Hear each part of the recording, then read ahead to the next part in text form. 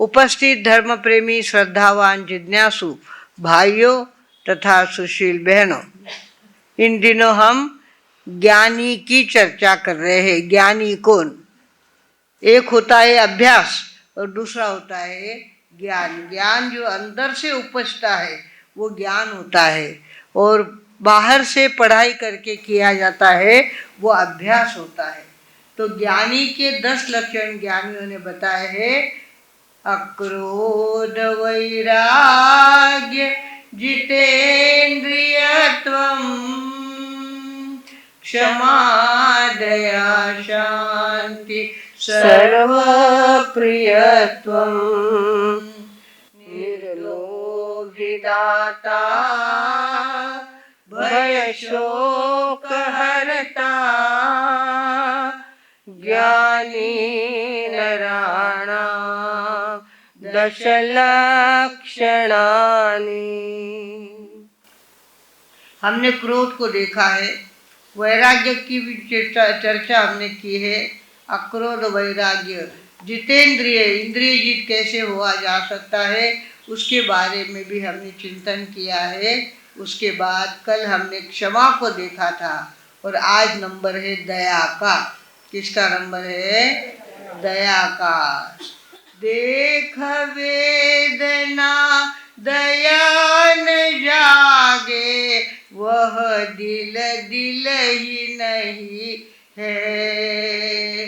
दया तो दिल का अंतर तप है, जिन शासन का मही है। हो सब माल खरीदो, त्रिशलानंदन की खुली दुकान है। सब माल खरीदो, त्रिशलानंदन की खुली दुकान है। हमारे जैन धर्म का पाया है दया। हम लोगों को कोई वंदना करता है तो हम क्या बोलते हैं? दया पालो, दया पालो। दया बहुत बड़ी शक्ति है, और दया के कारण वर्ण गंध रस और स्पर्श ये शुभ होते जाते हैं, और हिंसा के कारण ये अशुभ होते जाते हैं। एक व्यक्ति पास में बैठता है, उसकी दुर्गंध आती है, वो पास में बैठा हुआ अच्छा नहीं लगता, उसका स्पर्श अच्छा नहीं लगता, उसका बोलना अच्छा नहीं लगता, उसके शरीर से गंध भी अलग ढंग की आती है। जो हिंसा करता है उसके वर्ण गंध रस और स्पर्श अशुभ हो जाते हैं, और जो दया करता है उसके वर्ण गंध रस और स्पर्श शुभ शुभ और शुभ होते जाते हैं। भगवानों, ये तो अभी हमारे प्रज्ञा जी महाराज साहब ने कहा है कि कर्म किस तरह से फल देते हैं और कर्मों को कैसे भोगना पड़ता है। एक नदी के किनारे एक मच्छीमार मछलियों को पकड़ रहा था, और वहाँ से गुरु चेले 2 जा रहे थे। चेले के मन में दया के संस्कार भरे हुए थे। उसने मच्छीमार को कहा, अरे भैया इतना पाप क्यों करता है, ये पाप मत कर। तो मच्छीमार ने कहा, तुम्ही तुमच्या रस्त्याला चला, मला जे करायचं ते मी करेल, तुम्ही मला सल्ला देणारे कौन होता है। बेचारे गुरु ने कहा बेटा चलो यहाँ से, यहाँ बोलने का कोई फ़ायदा नहीं है। और आगे कुछ दिनों के बाद वहाँ पे एक मरा हुआ सर्प पड़ा हुआ था। जिंदा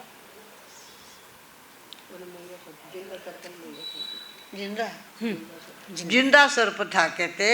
तो वो सर्प पड़ा हुआ था, और उसको हजारों चींटियाँ चिपकी हुई थी, वो उसको दंश दे रही थी। गुरु ने बताया, चेले को देखा, हाथों हाथ ये फल देखो।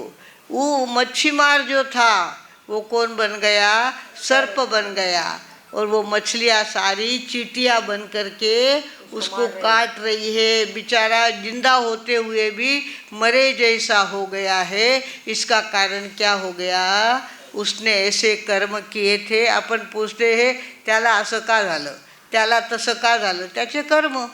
असं का झालं याला काय उत्तर काय आहे त्याचे त्याचे कर्म असतात। इस प्रकार हमें कर्मों से बचना है और शुभ कर्मों का संग्रह करना है।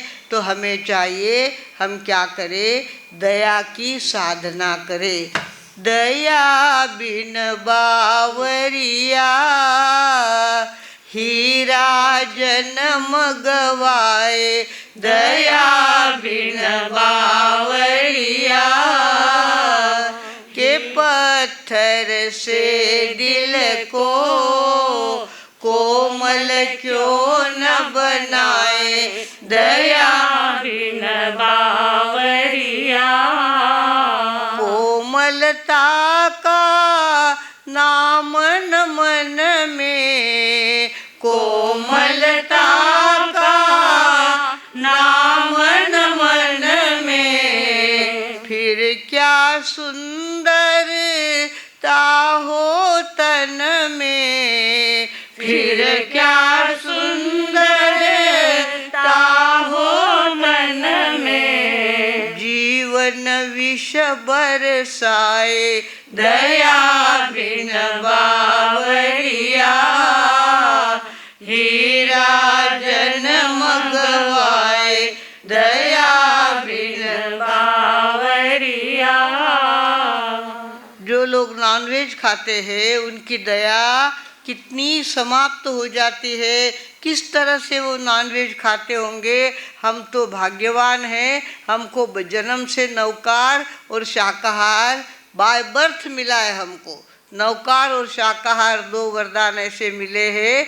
किसी भी जैनी के घर में चले जाओ, आँख ढक कर के आहार लो, हमको कोई डाउट नहीं आता कि इनके घर में नॉनवेज आता होगा। नॉनवेज आता ही नहीं है जैनियों, बाकी बातें माने या ना माने। कुछ लोग होते हैं वो कहते हमको मारा साहब पसंद नहीं है, कोई कहते हमको थानक में जाना पसंद नहीं है, कोई कहते हमको समाइक करना पसंद नहीं है। ठीक है, तुम्हें वो पसंद नहीं है, ये मुर्गी लो, ये छुरी लो और इसको ऑपरेशन करके बताओ। वो कहे मारा बाप भी नहीं करेला, वो काम मारो नहीं होना।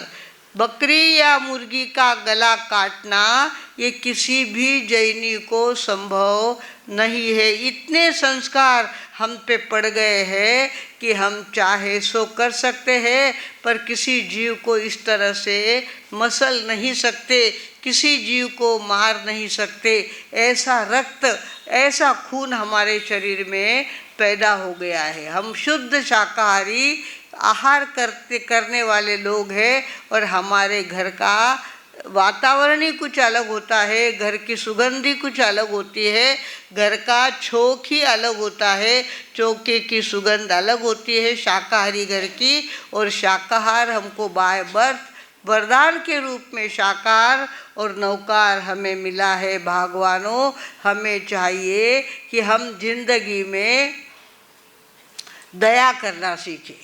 दया करना कहते कुलकर्णी और देश पांडे दो मित्र थे और दो मित्र गांव के बाहर देवी के दर्शन को गए हुए थे। बीच में बहुत बड़ा जंगल आता था, तो वे उनको निकलते निकलते देर हो गई।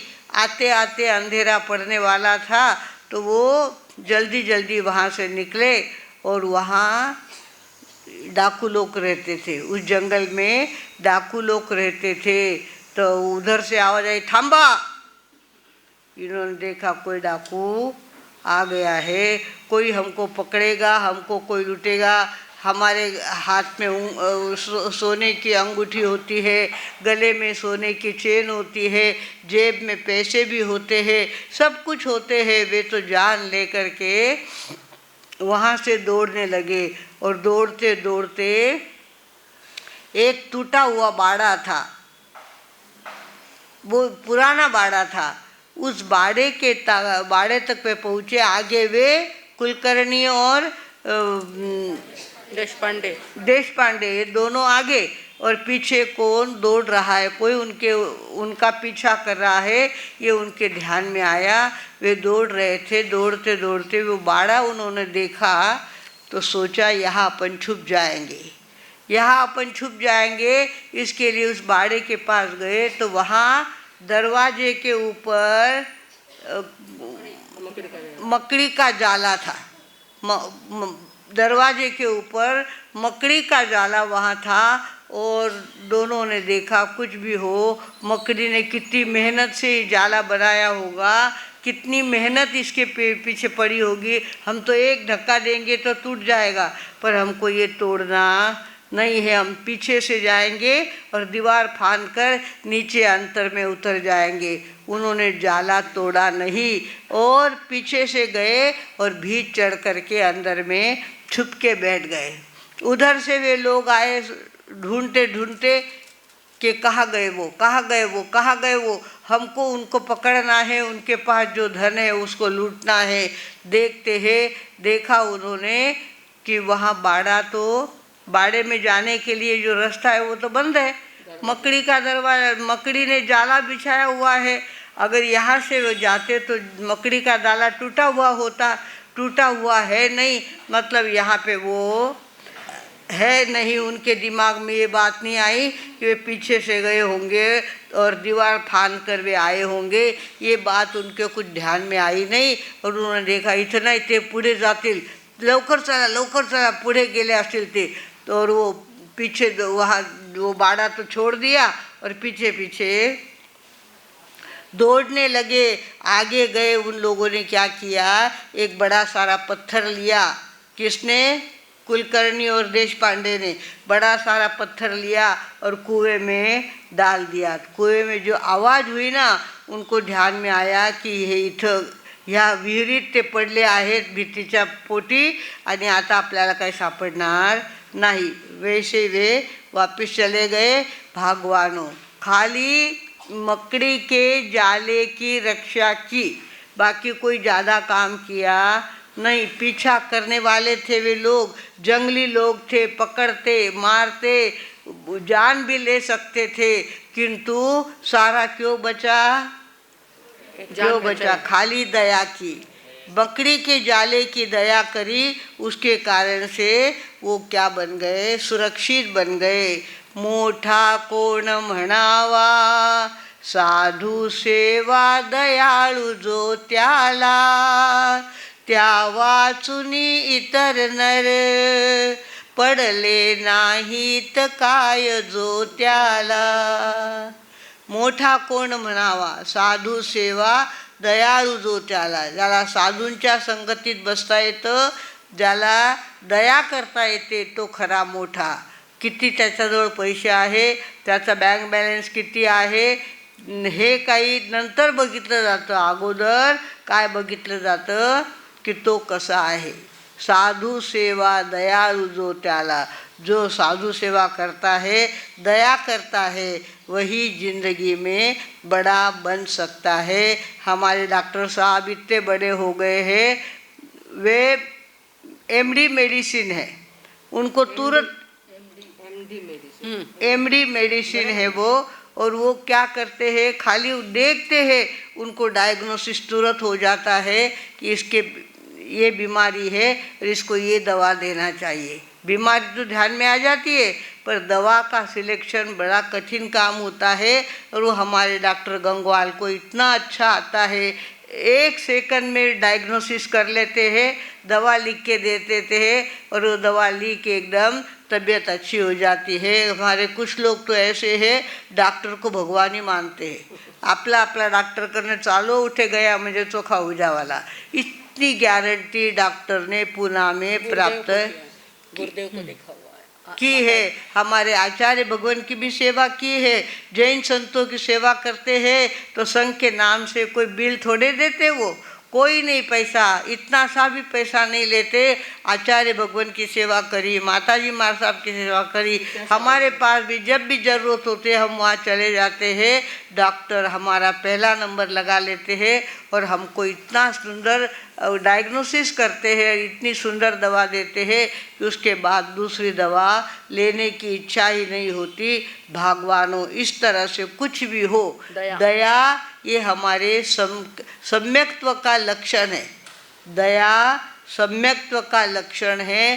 पहले आस्था, फिर अनुकंपा, फिर निर्वेद, फिर संवेग और फिर सम। पहले आस्था, जबरदस्त आस्था हमारी लोगों की है ही, हम तो मानते ही है। जो जैनी हो गया वो कभी नहीं चाहता कि मैं दूसरा धर्म स्वीकार करूं।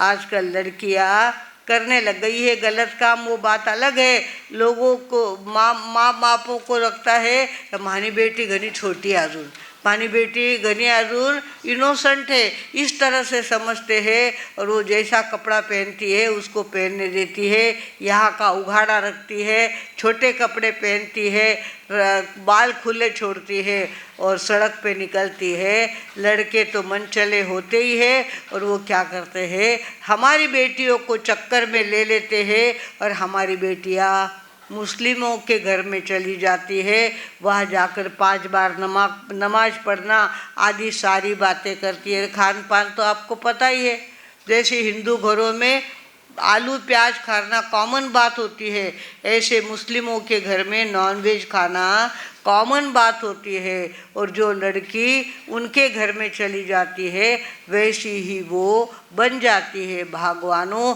हमारे संस्कार हमको संभालने चाहिए। हमारे संस्कार इतने उच्च कोटि के संस्कार है कि नरेंद्र जी मोदी कहते हैं सगळ्यात श्रेष्ठ धर्म असेल तो जैन धर्म है। जैन धर्म सबसे बढ़िया धर्म है। उनके यहाँ मिच्छामि दुक्कडम इतना सुंदर शब्द है, मेरा सारा दुष्कृत मिथ्या हो जाए। खमत खमावना करते हैं वो, एक दूसरे को गले मिलते हैं, एक दूसरे को दुश्मन नहीं करते। हम वहाँ गए थे चिंचवड़, गुरुदेव थे तब की बात, तब ज्ञानी जेल सिंह वहाँ पे आए थे। ज्ञानी जेल सिंह ने कहा सारी दुनिया के लिए हमको पुलिस की कुमक भेजनी पड़ती है, पुलिस भेजने पड़ते हैं। एक ही समाज ऐसा है जिसके लिए हमको कभी पुलिस नहीं भेजनी पड़ी। संवत्सरी के दिनों में इतनी भीड़ जैनियों की इकट्ठी होती है, शांति से आते हैं, शांति से अपने घर चले जाते हैं। पर जैनियों ने कभी लाठी काठी हाथ में ली, सड़क पे आकर के मारामारी करी, सड़क में आकर के गालियाँ दी, ऐसा जैनियों का एक भी किस्सा आज तक मेरे कान पे नहीं आया है। और भगवानों, आज भी जैनी अपनी मर्यादा संभालते हैं। कुछ भी हो तो गलत बात मुंह से नहीं निकालते, गलत गालियाँ मुंह से नहीं निकालते, सड़क पे झगड़ा नहीं करते, लाठी काठी हाथ पे नहीं लेते। ये किसके संस्कार है?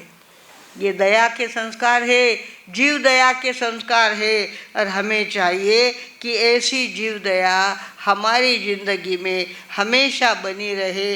हमेशा हमारे द्वारा हमारे बच्चे, आजकल ये पिज़्ज़ा और बर्गर निकला है, पिज़्ज़ा और बर्गर निकला है, उसके अंदर चीज़ डालते हैं, वो चीज़ नॉनवेज होती है। तो हमको ध्यान में रखना चाहिए, जो जैनी है उसको चमड़े के जूते नहीं पहनने चाहिए। जूते लेने जाओ तब पहले पूछ लो चमड़े का हो तो हमको मत देना, उसके अपेक्षा प्लास्टिक का हमको कोई जूता मिले तो हम वो लेंगे। चमड़े का पट्टा नहीं लेना, चमड़े के जूते नहीं लेना। और प्योर सिल्क तो कभी जैनियों ने उपयोग में नहीं लेना चाहिए। प्योर सिल्क होता है, 1 गज प्योर सिल्क बनाने में 2000 कीड़ों की जान जाती है। 2000 कीड़े उबलते पानी में डालते हैं, तब जाकर के उनका धागा बनता है और उससे प्योर सिल्क बनता है। तो प्योर सिल्क की तो सारे जैनियों ने संकल्प ही करना चाहिए कि हम प्योर सिल्क की साड़ी पहनेंगे। नहीं, प्योर सिल्क साड़ी बहुत अच्छी लगती है आपको, पर उसके पीछे 5 गज साड़ी में कितने जीवों की हिंसा होती है, ये ज़रा सोच समझ के लेना चाहिए। भगवानों, हमें तो बाय बर्थ शाकाहार और नौकार मिला है और ये लोग खुले दिल से बकरी और मुर्गी को खाते हैं। पता नहीं आपको, चिपकली बिच्छू को खाती है। चिपकली यानी पाल किसको खाती है? बिच्छू को खाती है। और मुर्गी छिपकली को खाती है। मुर्गी छिपकली को खाती है, छिपकली मुर्गी को खाती है, और छिपकली मुर्गी बिच्छू को खाती है, और मुर्गी किसको खाती है? छिपकली को खाती है। और वो मुर्गी आदमी लोग अपने पेट में डालते हैं। आप जरा सोचो कितने अशुभ परमाणु हमारे पेट में जाते हैं। आप तो नहीं खाते, आपकी पूरी गारंटी है हमको, चाहे कुछ भी हो जाए, गरीब से गरीब घर भी होगा तो उसके घर में शाकाहार बनेगा, बिना घी की रोटी मिलेगी, पर नॉनवेज हमारे जैनियों के बीच में है नहीं। भगवानों, इस तरह से दया हमारे जिंदगी का स्थायी भाव है, दया हमारे जिंदगी की शक्ति है, दया हमारे पुण्य को बढ़ाने वाला एक साधन है। और दया हमको अपने जीवन में हमेशा करते आनी चाहिए। उसके लिए हमें चाहिए कि हम परहित सरिस धर्म नहीं भाई, पर पीड़ा सम नहीं अधमाई। परहित जैसा कोई धर्म नहीं और पर पीड़ा जैसी कोई अधम बात नहीं है। भगवानों, हमारे घर में किसी को पीड़ित करना ये हमारे जिंदगी का स्वभाव नहीं है। किसी के घर में कोई भी बहू पीड़ित नहीं होनी चाहिए, किसी के घर में कोई भी नौकर दुखी नहीं होना चाहिए। इस तरह का सभी संकल्प करें, सच्चे दयावान बने, सच्चे करुणावान बने और सच्ची दया का पालन सभी लोग करना सीखे। तो जिंदगी में धीरे धीरे एक दिन हमको भी अरिहंत बनना है, एक दिन हमको सिद्ध गति को प्राप्त करना है और उसके लिए अभी से उसका पाया हमारा मजबूत होना चाहिए। तो हमका सम संवेग निर्वेग अनुकंपा और आस्था, ये 5 बातें समकित की होती है। इन 5 बातों की साधना हमारे जीवन में हम करने का संकल्प करेंगे तो निश्चित रूप से इस जीवन में तो शांति मिलेगी ही, अगले जीवन में भी अनंत सुख मिले बिना नहीं रहेगा। इतना ही बोलकर अपने विराम लेती हूँ। ओम शांति।